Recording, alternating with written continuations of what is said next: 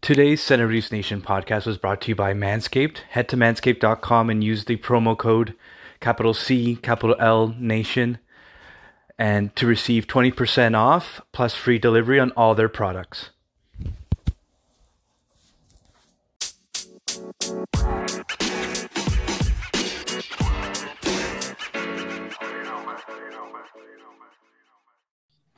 Welcome to this podcast of Senators Nation. This is Pat LaRusso. I am joined by my two co-hosts, Lucas Ugenti and Blair Barton. Gentlemen, how's it going? Another week of our podcast. A few more additional games. A low excitement game last night against the Oilers. Just want to get your overall thoughts. Lucas, we'll start off with yourself. You know what? I'm gonna be honest with you. I kind of welcomed that sort of style of game yesterday. I wasn't too unimpressed by it. I mean, you see Edmonton, you see McDavid, and you expect there to be a ton of goals always. Not gonna lie, I had the over, didn't hit. But anytime the Leafs D play good, I'm okay with it, even if it is in a loss. 2 bad goals. I'm obviously not gonna count the empty netter. 2 bad goals, so it is what it is. And Blair, what were your thoughts on sort of the last few games and more importantly, last night's tilt against the Oilers? Well, yeah, I mean, I don't agree on that point. I found the game to be a bit of a snooze fest. You know, considering the star power that was in that game, I was struggling to find storylines. I mean, I know we're going to get into the injury stuff later, but that was the biggest storyline to come out of the night. You know, obviously there was, you know, an own goal and a phantom call. So like there's storylines like that, but as far as good, exciting hockey play, there's really nothing to talk about. See, I'm kind of in between the two of you, which is funny. And I actually tweeted this last night. I'm fine with the defensive game. I think, you know, we've been talking about it for how many years now that the Leafs don't play defense, that they're known for their pawn hockey. So in one sense, I appreciate it. I think it needs, like, if this is what the Leafs are going to do from a defensive effort, you know, count me in. I think it's well needed. But the one thing that always puzzles me about this group is when they're taught to play defense, they completely forget the offensive side of the game. And I don't know if, you know, we saw this with Mike Babcock. You know, we're seeing it now with Keith. Like, I don't know if it's too much of an emphasis from the game plan perspective on just focusing on defense. And, you know, to quote Austin Matthews, like, was the entire game plan just focused around 2 players? But there wasn't any – I don't know where the offensive game goes when they're told to play defense. Like, there's got to be a balance. You know, maybe it's a trade-off where, you know, the players come back, they shorten the gaps in the defensive zone, but then once they pass the red line, it's have at it, let your creativity run on the offensive side of the puck. But it's funny with this team. It's always all or nothing. There's never a fine balance in their gameplay. So it's just, I don't know. Here's where I agree with you on that, Pat. I do think that they do, you know, I put this in air quotations, forget how to play offense. But where I disagree is maybe the first 2 lines can forget how to play offense because they're worrying about McDavid and Draisaitl. There's no secondary scoring on this team. I know we're only 5 games in, but at some point, this 3rd and 4th line needs to get going. And it needs to be a lot more consistent. So if you want to look at it that way, they wanted to focus on defense. They wanted to, you know, take McDavid and Draisaitl and Nugent Hopkins out of the game plan. That's fine. But who's on Edmonton's 3rd and 4th line? Why was the 3rd and 4th line of Toronto not able to generate more offense more consistently? That would obviously allocate more goals eventually, right? I thought the 3rd line played well. Like, I thought the Mikheyev, Hyman, Kerfoot line, they just didn't score. Like, Mikheyev had some decent shots. Hyman, what an underappreciated guy in this marketplace. I remember having to write a blog defending this guy, and all he's been able to do since coming in the league is drive a line. Like, it just seems wherever that guy goes, that line takes off. You know, I just found that 3rd line, it was just bad luck, bad puck luck. But, you know, if it was to stay together long enough, I could see them scoring some goals. I like the line. I like the different elements. that a Mikheyev, Kerfoot, and a Hyman bring, the fourth line is completely useless. Like it didn't have any impact on the game at all. It didn't generate any type of forecheck, didn't generate much offense, and I don't know. There was some frustration. Yeah, I mean, for me, I don't see it as like this defensive gem. Like when I think about, I know it was low event, but I feel like it was just because the star players didn't have it, like any of them. The standout player of the night for me was Mikheyev.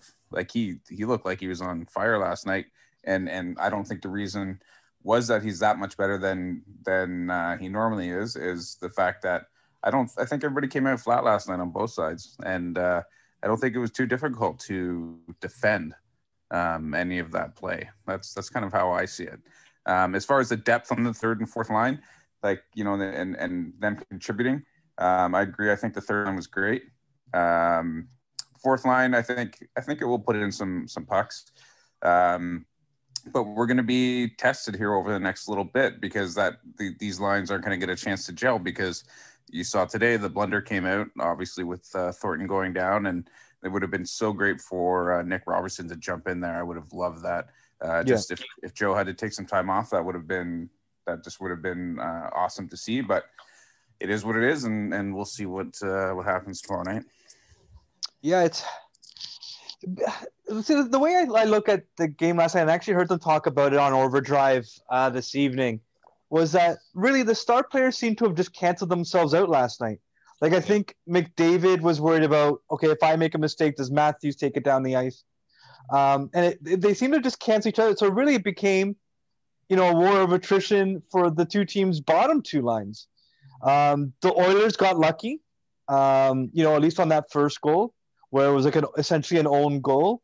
And then, that kind of leads us to the Oilers' second goal, which on a phantom trip call, you can say the Oilers, tripped their own player or there was a dive by Yamamoto, but like it was such a phantom call, and I found it to be such a cheesy call in such a tight checking game where the referees dictated the winner. Yeah, right after Austin Matthews had scored the tying goal. Yeah, it was evident the refs were dictating that game because there was many calls that had me scratching my head. I think it was Marner's hold, and again I put that in air quotations. I think he grabbed the right shoulder of Nurse.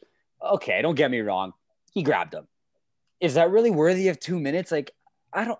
Maybe in this day and age, maybe this is how they have to call it. Maybe in the referee meetings, the GM meetings, that this is the way they want. They want tighter games. They want these penalties called. But that's just amazing to me. That Marner call was unbelievable. And if you want to talk about the Muzzin call, we can. Dive or not, the ref was right in front of him. Like, yeah, there has to be a point where even if the dive was flawless, I'm talking soccer player to the max, beautifully done, beautifully executed. How does a ref not notice that Muzzin had no ability to actually trip him? It was almost impossible for Jake Muzzin's stick to be in that position to trip Yamamoto. Was it Yamamoto? Yeah. I'm positive it was Yamamoto. It just I almost couldn't understand, to a point where when the whistle was blown, I questioned, like, oh, what's the call? Like, what's going on here? And then you see Muzzin skate to the box, and it's like that's a penalty. Yeah. Okay, fair enough. And I would never advocate for diving. I don't like it. I don't think it belongs in hockey. But if the other team's doing it, you got to do it too. There was a play in the third period where Muzzin was skating across the blue line. He got kind of tripped. Maybe it was a stick or a skate. They both touched each other, and Muzzin kind of lost control of the puck and himself. And I bet you if he just hit the ground, if he just twirled and fell, that would have been 2 minutes for Toronto. I think it was later in the third period. I think we were nearing the end of the third period, and I screamed fall, because if he just fell, that's guaranteed 2 minutes. And it's just, I find it ironic that Yamamoto has no problem hitting the ice like he's an Olympic diver, and a guy like Muzzin, who has a little bit more character, he tried fighting through, and at the end of the day, he lost the puck, and nothing ended up happening. And it's upsetting to see. Yeah, it's tough to see, them lose a game over something that's, they clearly were right there to witness it, and it's tough breaks. Well, it calls into question, and I know, Lucas, we've had these offline conversations about the Leafs' inability to generate power plays. every year they fall in like the bottom quarter of the league in power plays generated. And I've always found that kind of boggling my mind, because how does a team that drives so much offense not draw penalties at the same time, at the same frequency? Like, no one's saying, every game it has, if Toronto gets 4 penalties, it's got to be 4 for the opposing team as well. But like, we've seen some games last season and even the year before where it'd be like 1 power play for Toronto or 2 power plays for Toronto and then 5 for the other club. It's just, I don't understand the imbalance. Like, how is it that some clubs are 10 times more likely to get a power play against Toronto than Toronto is against them? And it just boggles. It ruins the flow of the game. I think it frustrates the players at times. I think it frustrates management. But I've never understood a team that can generate so much offense at the same time not generate power plays with at least with a frequency of even like middle of the pack. We're talking lower quadrant of power plays generated. And I just don't understand. And I'm not saying that there's a conspiracy, and I'm not making up excuses, but at the end of the day, the numbers don't lie. Season after season, the last couple of years, the Leafs have generated some of the fewest levels of power plays. Blair, do you want to take this one? Yeah, like I don't have an answer for you. It's obviously Kadri was a master at that for a long time, and it was actually great to see. I'm a huge Kadri fan, and I didn't get that trade, but that's a story, conversation for last year, I suppose. But it would be fantastic to pick up some guys that are capable of kind of playing that game. Yeah, and you know what? It's crazy because you kind of said it there too, Pat. Like the amount of talent on this team, there's almost no reason why they shouldn't be drawing penalties at all times. There's so much speed on this team, and it's almost amazing how guys don't trip or clutch or grab or hold as often as it seems like Toronto.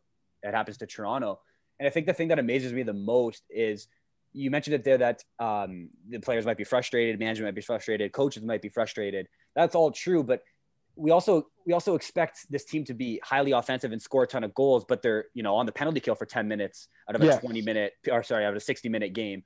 And you sit there and you have Matthews go out and dominate an offensive shift. You have that first line dominant offensive shift, and they change, and then there's a penalty called. Yeah. And now Matthews on the bench for 2.5 minutes, 2 minutes, 3 minutes, 4 minutes. By the time the first line gets out again, because you have to rotate the second, third, and fourth line in. So now your best player is off the ice for 3.5, 4 minutes out of that 20-minute period. And it just seems to me that these guys, I don't want to say can't get in a rhythm, because superstars like that should be able to get into a rhythm, instantaneously. But how do you expect a guy to, go out, dominate a shift, sit for 4 minutes, come back and do that exact same thing they just did 2 shifts earlier when they just killed the 2-minute penalty kill, especially when the top line has Marner on it, who does most of the penalty killing. So now Marner's on the ice for the penalty kill, comes off, has to jump right back on with Matthews' line and dominate again in the offensive zone, cycle the puck and keep offensive pressure for over a minute.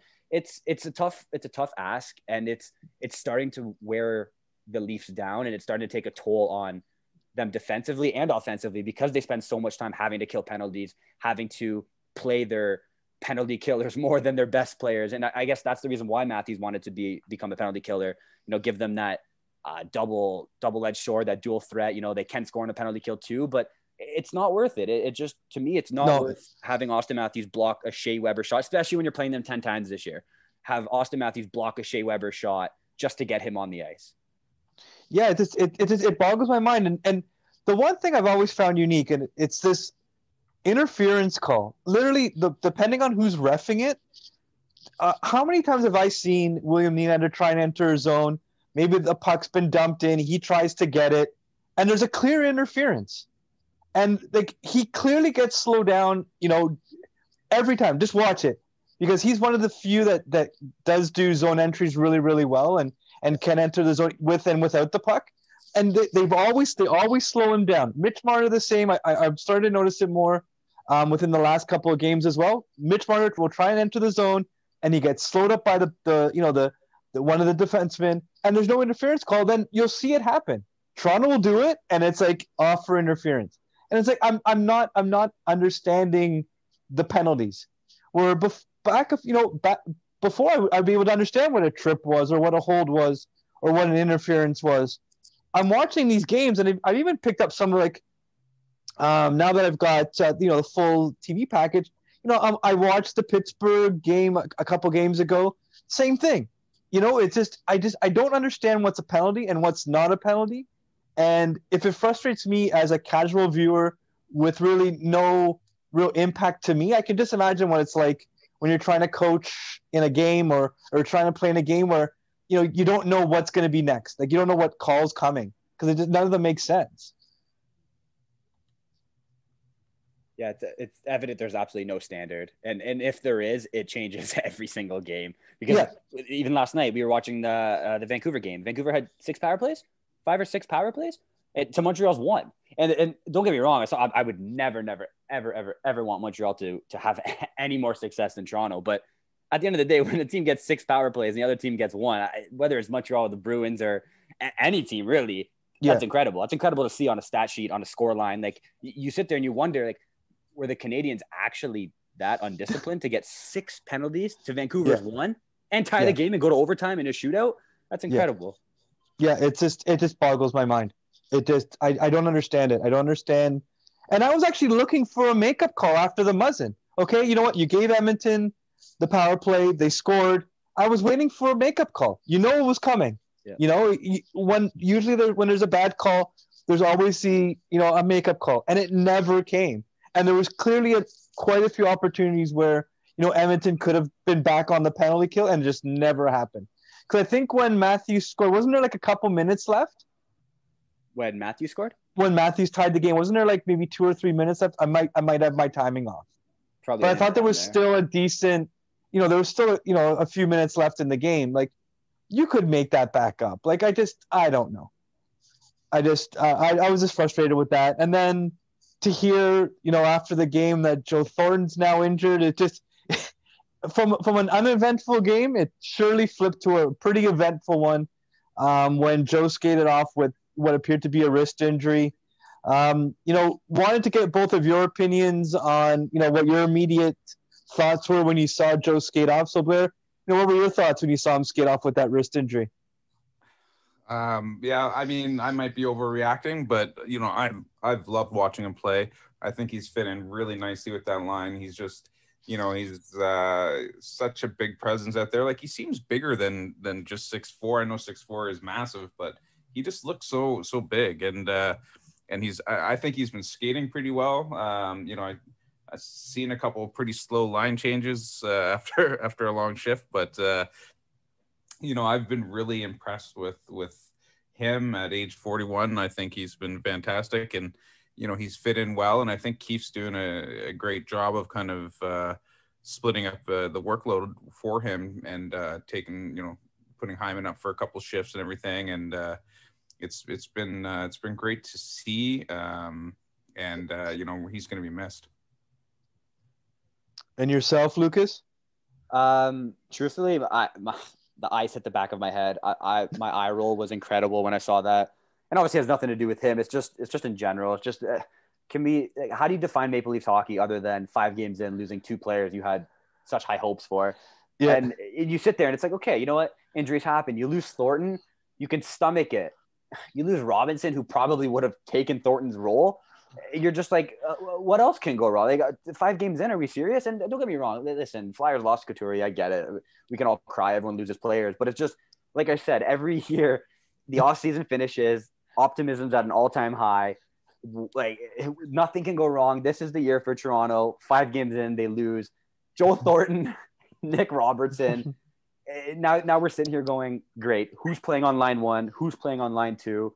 Line 4 is already a mess. Now they have to get shaken up. It's just, it just seems like it is never ending drama in Toronto.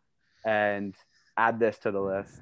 Yeah, that's my second thought was and Robertson's hurt. This would have been perfect to see him for the next 4 or 5 games. Watch him slot in there beside Austin Matthews and Mitch Marner. I think would have, and you could do the same thing with him. You could split him up the duty a little bit and throw Hyman up there every few shifts and manage his ice time. But he's just such a quick, dynamic player with that shot. And I think he would just, I think Matthew would get his hands are so good and tight around the net. If he's not going to be the primary shooter in the play, he can definitely bury those free pucks, and we know Marner can get anybody the puck. I think it just would have been fantastic to watch, and that was like dominoes falling, like kind of hit. Yeah, I'm like, yeah, oh, it's like it's so leafy. Like if there's ever something to happen, it's gonna happen to this team. Like it's almost like it's just clockwork. Like there's like a story written and we already know the ending. Like it's comical. Like I literally laughed. Like not that I was making light of Joe's injury, but just making light of the Leafs' fortunes. absolutely.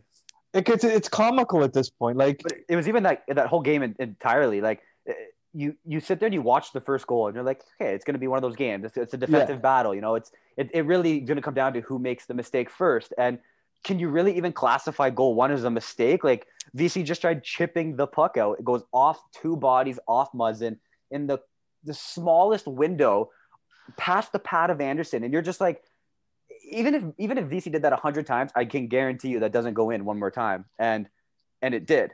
And yeah, you sit there and you're like, okay, it's the Leafs. It's the Leafs. They have all this talent, all this firepower. I'm not too worried. And the game keeps going on, and it's just missed opportunity, bad call, penalty kill. And you're just like, here it is. It's one of those games. It is literally one of those games. Yeah. You think I guess the had anything to do with it? Sorry? I saw some stuff on Twitter yesterday talking about the puck and how there's no sensor in it anymore, and they were complaining about it. And, I don't know. Like, I don't know. Is it true? Is it accurate? Does it make a difference? I don't know. I genuinely don't have an opinion. No, that kind of takes us before we wrap up for this latest podcast. I guess we can, kind of just very quickly kind of go over, what some of the line combinations might be. Based on some of the reports from the Leafs practice today, it does appear that Hyman will make his way back up with Marner and Matthews. I know Matthews had, came out quickly for practice and then had to leave. Hopefully he's not injured, or if it's just a flu.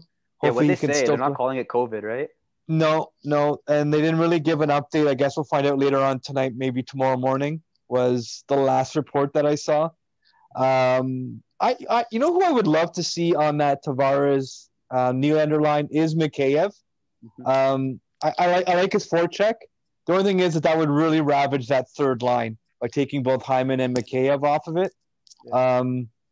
But I don't know what Keefe's going to do. They definitely need to start generating some additional offense. And I can see the lines just going through the blender, and with Barabanov possibly, getting back into the roster as well. So, yeah, honestly, I like how they've been rolling 7D at the moment. It might sound crazy, but is it a terrible idea to continue rolling 7D and maybe double shift the guy like Matthews and Tavares a little bit more often? You see them like to mix in Tavares with that top line every now and again. What if that became a little bit more consistent rather than every now and again on offensive draws? Because I don't see a problem with it. I don't see a problem with Tavares stepping in on that first line.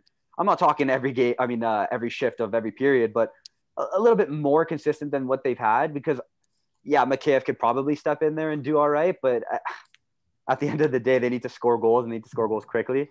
I don't know. Maybe I'm a little bit lower on Mikheyev right now just because I had such high hopes. And I know it's only 5 games in and things will turn, but I don't know. I don't know if I love him on there because, like you said, that third line will really suffer. And that third line has looked good. Although you're right, they haven't scored. The goals will come eventually, hopefully. I think it does. I think it demolishes that third line a little too much because I don't think anybody can step into Mikheyev's role in the third line. Like Simmons can physically, but Mikheyev's speed is unmatched on that third line. Yeah. Yeah, and I think what I saw for line say, I think I saw VC was up with Matthews and Marner, and then it was I suppose it was Brooks, VC, and Marner, and Hyman was up with Tavares and Nylander. Okay. I wouldn't change all the lines. I'd be I think in this case, depending on how long Joe's going to be, I would just do a plug and play. If you're going to go put somebody in, whether it's Adam Brooks, whether it's whoever, actually get an opportunity to play with those two. And honestly, Matthews and Marner can play with anybody. and Yeah. they're going to get their points. And if they can just find a complimentary player from the taxi squad, plug them in there, most shift with them, but not every shift, and don't disrupt the other lines. That's how I would handle it, unless Joe's going to be out for a month or two, like depending if he broke his wrist or something. I don't know what the extent of the injury is yet, but I would prefer a plug and play rather than to go in and disrupt all the other lines while you didn't have a training camp. This is the time that they need to work together and become units and get ready for the playoffs. Are we 100% sure that Engvall can't play on the first line? I'm not going to give him too much credit, but I mean, at the end of the day, he was signed because he was decent at the time of signing the contract. He was a good third liner at the time of the contract. I mean, he's supposed to be an average goal scorer, and as Blair said, plug and play. If you give him a shot, I think he could surprise. I think you'd rather him over Brooks or VC. No. I think at this point, I wouldn't even, who I wouldn't even mind with one of the top lines is a Wayne Simmons, someone that can start the cycle, kind of be what Hyman is. So there's so few players on the Leafs roster currently that can play the game that Hyman has with the impact that he has. But I think that the Matthews Nylander or Matthews Marner or even the Tavares Nylander, they do need a grinder. I think they need someone that can go in, get the dirty pucks in the dirty areas, and then start the cycle. And then, because I can't, Tavares is great in front of the net. Nylander is just as good in front of the net, but I think they need someone that'll go into the corners and battle for that puck to get the forecheck going. Which Robertson would have been. Yeah, Robertson would have been perfect for that.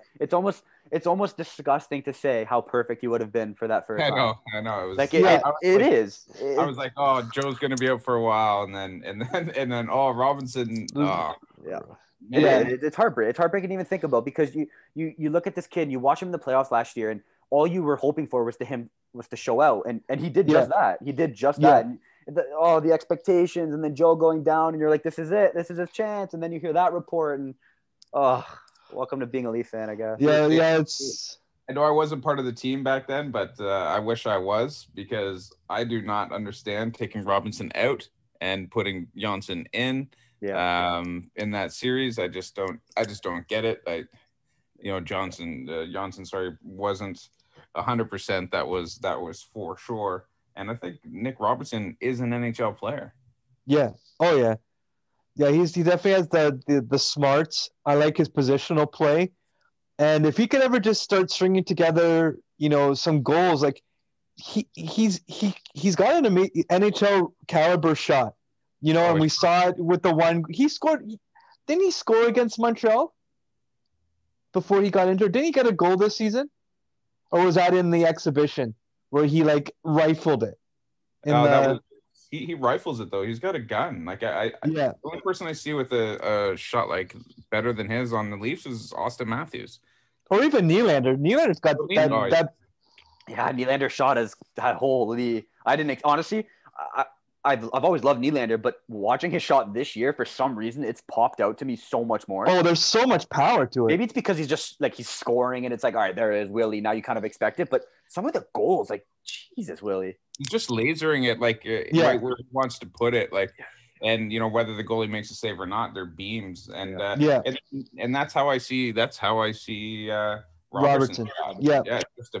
It's just I didn't even consider Nylander there because I usually think of him more as a passer, but you're right, his shot this year is just deadly. And it was funny. I watched one video and I had to go back. I think it was the first goal that he did against Montreal, or was it the second one? But the flex on his stick when he takes that shot, the power, the accuracy, and then you add that flex, I wouldn't be surprised if he can get to 20, 25 goals, maybe even 30 this year. Just given how streaky he can be, and when he gets going, he really gets going. So, and the Leafs really need that offense. So, especially at this point, and I know it's crazy to be saying this after 5 games, but they need to get back in the winning column and continue to, ride out the storm with Joe and Nick out. But this has been a great chat so far, gentlemen. And are there any other thoughts before we close it out? For myself, I just thought of this right now, and really quickly we can have a very small conversation on it. But who takes Thornton's spot on PP1? I think they have to go back to Tavares or Nylander. That means both would go back to PP1. I think they have to stack it. I think at this point they'll have to stack it. Yeah, I'm with that. Okay. Yeah, I would do, and other than Riley, I would probably keep them all out for the full 2 minutes too. Or at least 1.5. Yeah. Oh, yeah, 1.5. You know what I mean? Like, and I was surprised. Like, the one thing that I've always admired about Sheldon Keefe was his ability to feel the game and adjust his lines. I'm surprised, with 2, 3, 4 minutes left in the game, that he just didn't ride his big boys. Like, stack the lines, try and get that tying goal, or that, you know what I mean? Like, and I know that phantom penalty maybe changed up the plans a bit, but when you're back down being 2-1, I'm surprised he didn't go back to stacking his lines and just trying to get some offense going last night. Yeah, that'll be something to watch definitely throughout the year. That could genuinely be it's game 4, it's game 5, is what it is type of thing, because I can't see him not doing that later on in the season when it really, really matters. Yeah. My closing remark, Pat, is I know I was saying I don't think that it was as much the defense last night as it was just players not being enthused to play. It seemed like is their overall team defense, other than that one game in Ottawa, I believe it was on Friday night. I think that they are coming together as a team, but like so much better defensively this year. And if they can play with a little bit more jam, I get game 5 they're not going to be thrilled to go bang in the corner, but if they can start towards the end of the season really starting to play with some more jam in their game, and the defense is coming together with that offense, they can pull it together. They'll definitely be a favorite going into the Cup final. Yeah, no, most definitely. That's been my biggest thing is figuring out how you strike a balance with this roster, because they got to stop with the pond hockey, run and gun, because it's never worked. It hasn't worked in the playoffs. So it'd be nice to kind of see, some of the offensive stars sacrifice a tad. I'm asking 5% of their offensive play just for those, the closing of the gaps in the defensive end. Have them focus on that, because if they can get the defensive game to match their offensive game, there's few teams in the NHL that can beat them. And I will put this roster against any team if they can ever get that defensive side of the game to match the offense on a regular basis. There's no reason why they can't, not only win the Canadian division, but make their first Stanley Cup final and possibly win it this year. Count me in for that. Well, gentlemen, you know what? We've left this latest recording on a high note. Let's leave it with that. And let's see how the boys do, because we have Edmonton on Friday and I believe Vancouver on Saturday. Sunday. Or is it Sunday? Okay. So, we're going to have another busy weekend ahead and probably so much more to discuss next week. So thanks again, gentlemen. Continue to stay safe. And to all our listeners, we can be found on Spotify, Amazon Podcast, and every other major platform for podcasts. And also head to centerstation.com for all our upcoming blogs as well. Thanks, everyone. Take care. Thanks.